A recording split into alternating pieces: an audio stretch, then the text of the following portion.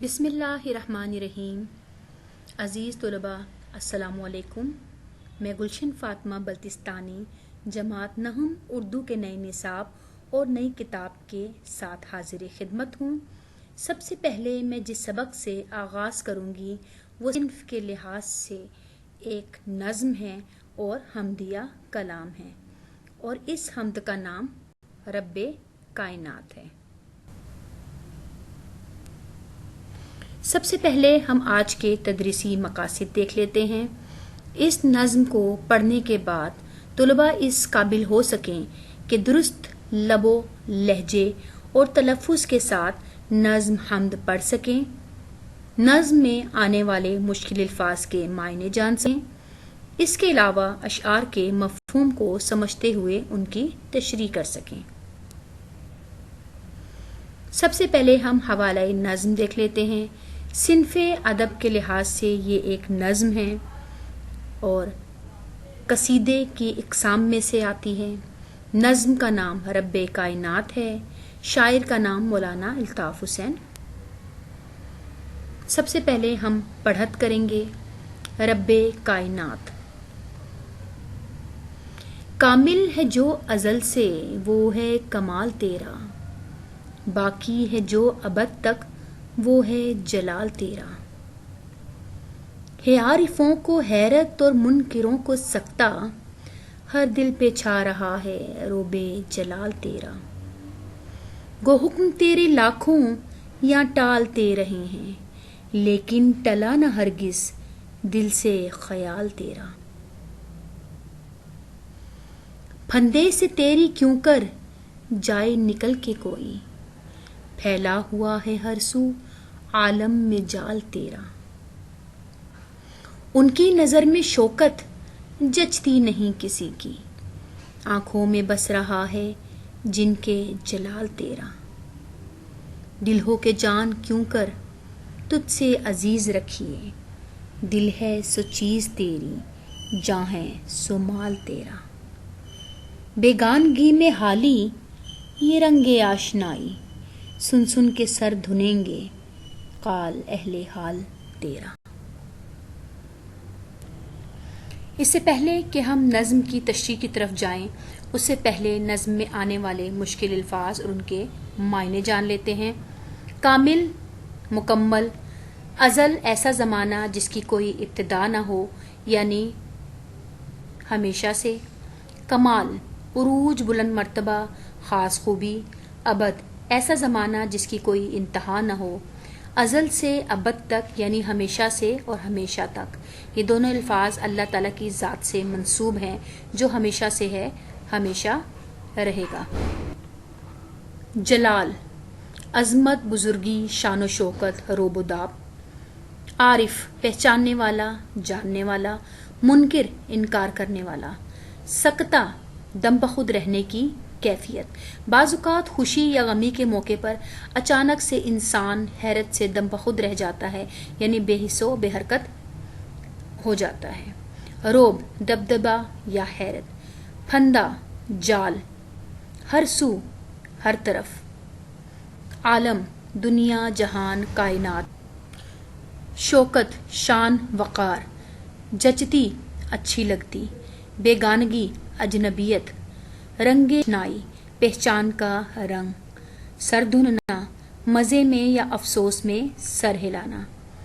قال، گفتگو، زبان سے کچھ کہنا۔ اہل حال، صوفی بزرگ، عارفان حق۔ سب سے پہلے ہم شاعر مولانا الطاف حسین حالی کے انداز کلام کی چند خصوصیات دیکھ لیتے ہیں۔ مولانا الطاف حسین حالی نے ہمیشہ سادہ زبان کا استعمال کیا۔ ان کے اشعار، ان کے کلام انتہائی سادہ اور عام فہم ہیں۔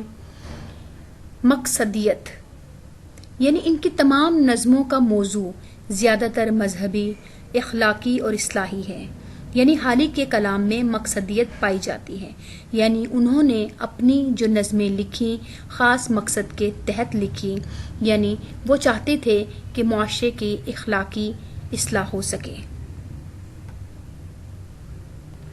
اس کے علاوہ ان کی نظموں میں حقیقت کا عنصر بھی پایا جاتا ہے، یعنی اصلیت اور حقیقت کو انہوں نے اپنی نظموں میں واضح کیا۔ ہم شامل نصاب نظم حمد کا مرکزی خیال بھی دیکھ لیتے ہیں۔ اس نظم میں شاعر مولانا الطاف حسین حالی نے اللہ تعالیٰ کی تعریف بیان کرتے ہوئے اللہ رب العزت کی چند صفات کا ذکر کیا ہے، یعنی اللہ تعالیٰ کامل، مالک، جلیل، جمیل اور محیط ہے۔ جو شخص ایک بار اللہ کا جلوہ دیکھ لے پھر اسے کسی دوسرے کی شان و شوکت متاثر نہیں کر سکتی۔ بشریت کی بنا پر اگر انسان تمام حقوق اللہ ادا نہ کر پائے تو پھر بھی اپنے خدا کی محبت اس کے دل میں سمائی رہتی ہے۔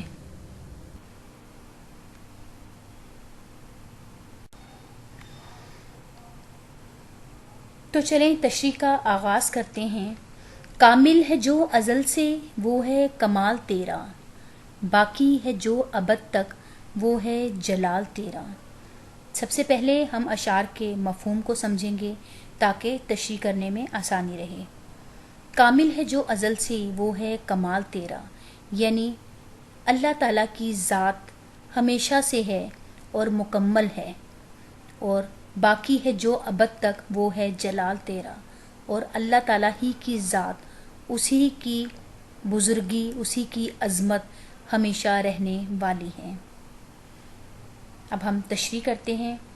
اس شعر میں شاعر الطاف حسین حالی اللہ تعالیٰ کی صفت کاملہ کا ذکر کرتے ہوئے کہتا ہے کہ اے اللہ، تیری ذات سب سے بلندتر ہے، تیرا وجود کامل ہے، تو بے شمار صفات کا حامل ہے۔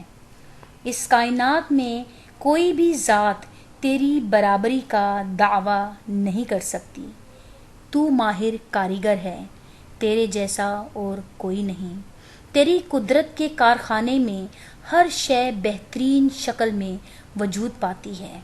تیرے کارخانہ قدرت میں اگر کوئی خامی تلاش کرنا بھی چاہے تو نہیں کر سکتا۔ تو جو چاہتا ہے وہ ہو جاتا ہے۔ اس کائنات کی تخلیق کے وقت بھی اللہ رب العزت نے فقط لفظ کن کہا اور یہ کائنات اپنی پوری خوبصورتی کے ساتھ وجود میں آ گئی۔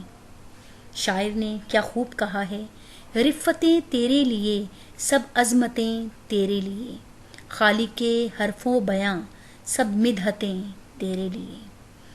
تیری ذات نہ صرف مکمل ہے بلکہ تیرا وجود کامل ازل سے ہے، یعنی ہمیشہ سے ہے، اور ابد تک رہے گا، یعنی ہمیشہ رہے گا۔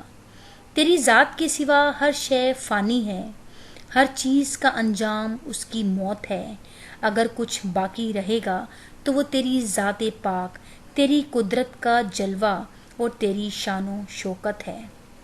شاعر نے کیا خوب کہا ہے، ایک تیری ذات باقی سارا جہان فانی، ایک تیری ذات باقی سارا جہان فانی، رکھتا ہے سر بسجدہ سب کو دوام تیرا۔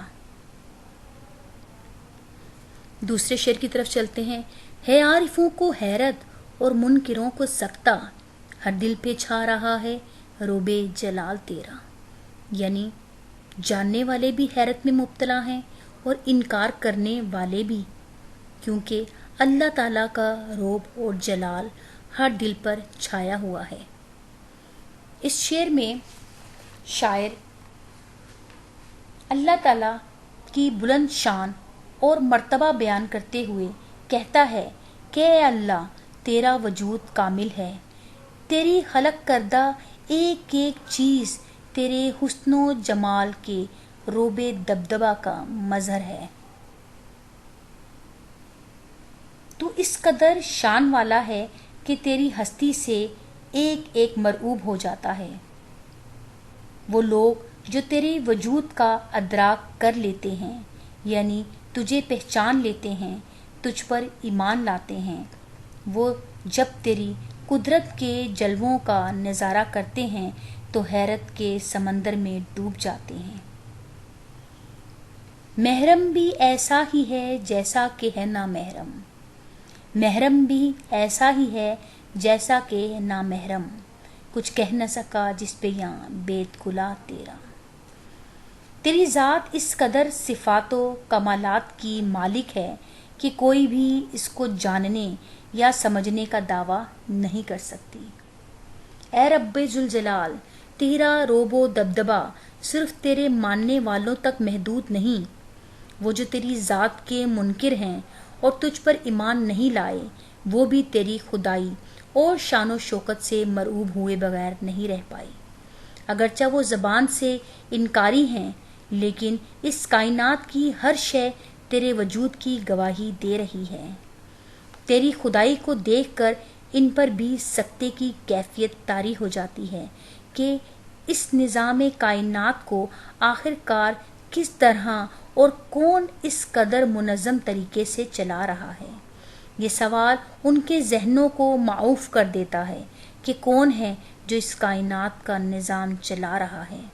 بے شک تیری خدائی کو سمجھنا ہر ایک کے بس کی بات نہیں۔ عقل حیران ہے کیسا ہے نظام کائنات، عقل حیران ہے کہ کیسا ہے نظام کائنات، اے حکیم بے بدل سب حکمتیں تیرے لیے۔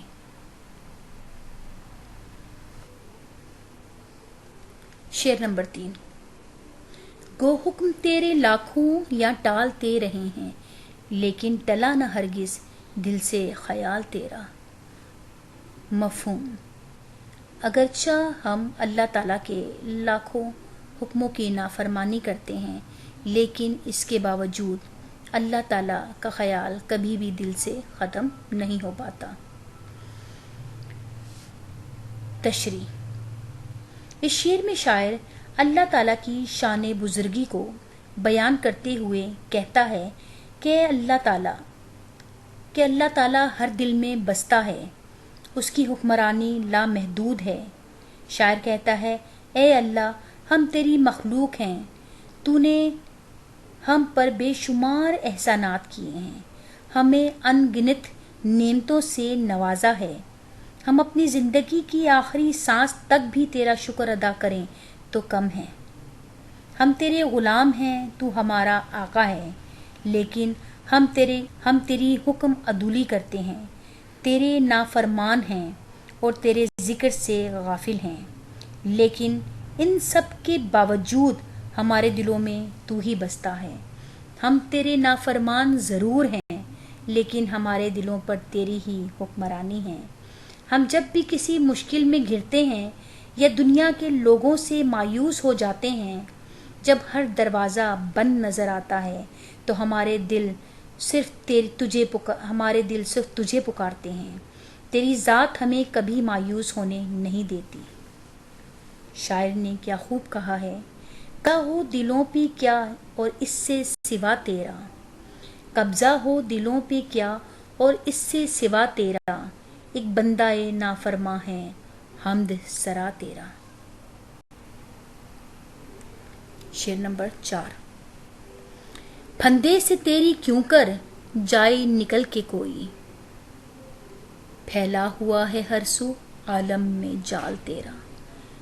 پھندا جال کو کہتے ہیں، یعنی اللہ تعالیٰ کی حکومت چار سو پھیلی ہوئی ہے، اگر کوئی اس سے نکلنا بھی چاہے تو نہیں نکل سکتا۔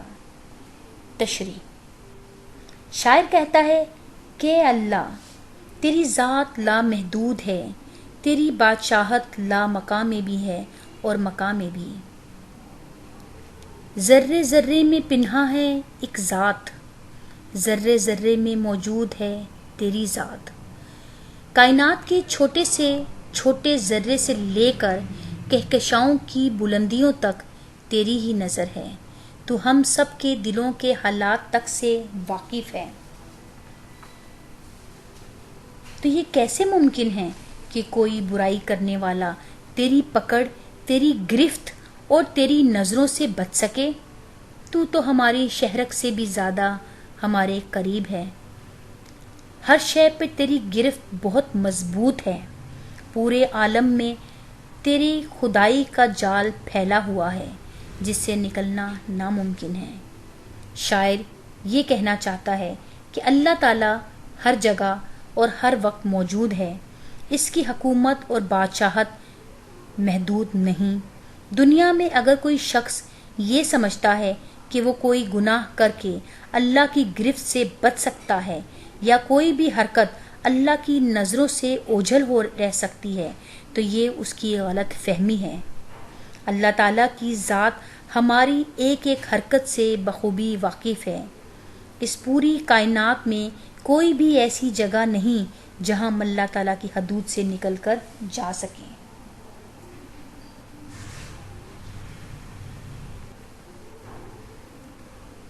شعر نمبر 5۔ ان کی نظر میں شوکت جچتی نہیں کسی کی، آنکھوں میں بس رہا ہے جن کے جلال تیرا۔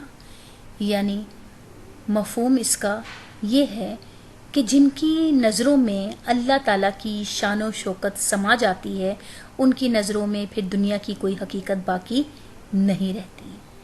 تشریح۔ شاعر کہتا ہے کہ اے اللہ تو بڑی شان والا ہے، تیری ذات کامل ہے، جو بھی تیری ذات کو پہچان لیتا ہے اس پر فہم و ادراک کے دروازے کھل جاتے ہیں، اور جب کوئی تیری عظمت و شان و شوکت کے جلووں کا نظارہ کر لیتا ہے تو پھر ان کی نظروں میں دنیا کی کوئی بھی قیمتی سے قیمتی شے اور بلند سے بلند تر مقام کوئی حیثیت نہیں رکھتا۔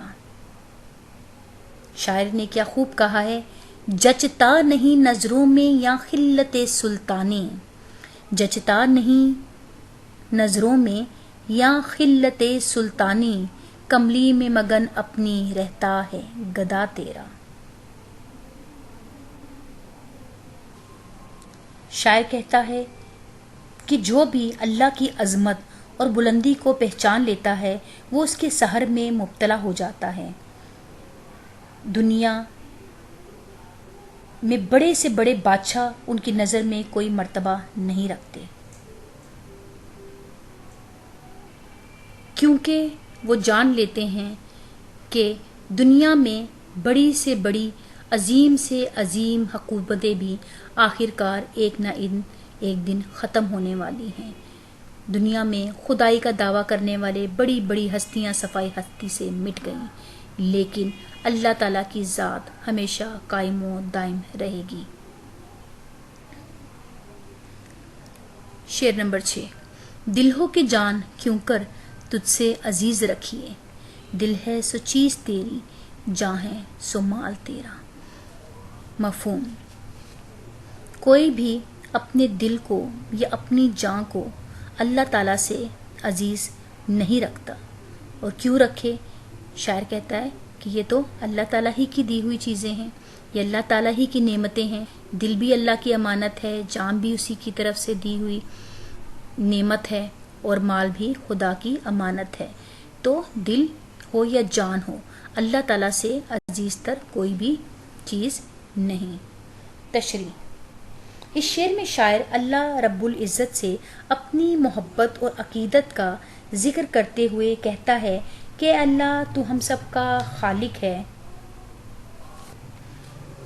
ہم سب تیری مخلوق ہیں، تو ہمارا آقا اور ہم تیرے غلام ہیں، ہمارا یہ وجود تیرے ہی مرہون منت ہے، یہ زندگی تیری دی ہوئی ہے اور دل کی دھڑکنیں تیری ہی عطا کردہ ہیں، یہ سب تیری امانت ہے۔ اے اللہ تو ہمیں جان سے بھی زیادہ پیارا ہے، اگر تیری راہ میں ہمیں خاک بھی ہونا پڑے تو بلا جھجک ہو جائیں گے۔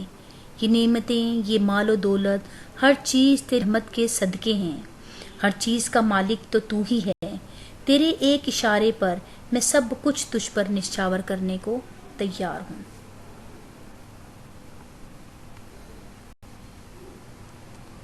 نظم کا آخری شعر اور 7واں شعر۔ بیگانگی میں حالی رنگ آشنائی، سن سن کے سر دھنیں گے قال اہل حال تیرا۔ یہاں پہ شاعر اپنے آپ سے مخاطب ہو کر کہہ رہا ہے کہ حالی اگرچہ اجنبیت ہے لیکن اس کے باوجود ایک آشنائی کا رنگ ہے، یعنی پہچان ہونا۔ سن سن کے سر دھنیں گے قال اہل حال تیرا، یعنی جب بھی اللہ تعالیٰ کا ذکر محفلوں میں پڑھا جائے گا تو اللہ تعالیٰ سے محبت رکھنے والے، اللہ تعالیٰ کے ماننے والے خوشی میں جھوم اٹھیں گے۔ تشریح۔ اس شعر میں شاعر کا دلکش انداز میں اللہ کے ذکر سے مومنوں کے دلوں پر ہونے والے اثرات کے بارے میں کہتا ہے کہ اللہ تیری ذات قابل ستائش ہے، تیرا ذکر عبادت ہے، تیرے ذکر سے دلوں کو سکون ملتا ہے، تیرا ذکر محفلوں کی جان ہے۔ وہ لوگ جو دنیا کی رنگینیوں میں گم ہو کر تیرے ذکر اور تیری یاد سے غافل ہو جاتے ہیں، جب ان کے سامنے اللہ کا ذکر کیا جائے گا، یعنی جب تیرا ذکر کیا جائے گا اور حالی کے حمدیہ اشعار پڑھے جائیں گے، تو سننے والوں پر وجد کی کیفیت طاری ہو جائے گی۔ وہ تیرا ذکر سنتے ہی مستی میں سر ہلاتے ہوئے تیری ذات کے سحر میں گم ہو جائیں گے، تیرے نام کے سوا انہیں کچھ بھی یاد نہ رہے گا۔ عزیز طلباء، مجھے امید ہے کہ آپ کو تشریح اچھی طرح سمجھ میں آ چکی ہوگی۔ اپنا بہت سا خیال رکھیں۔ اللہ حافظ۔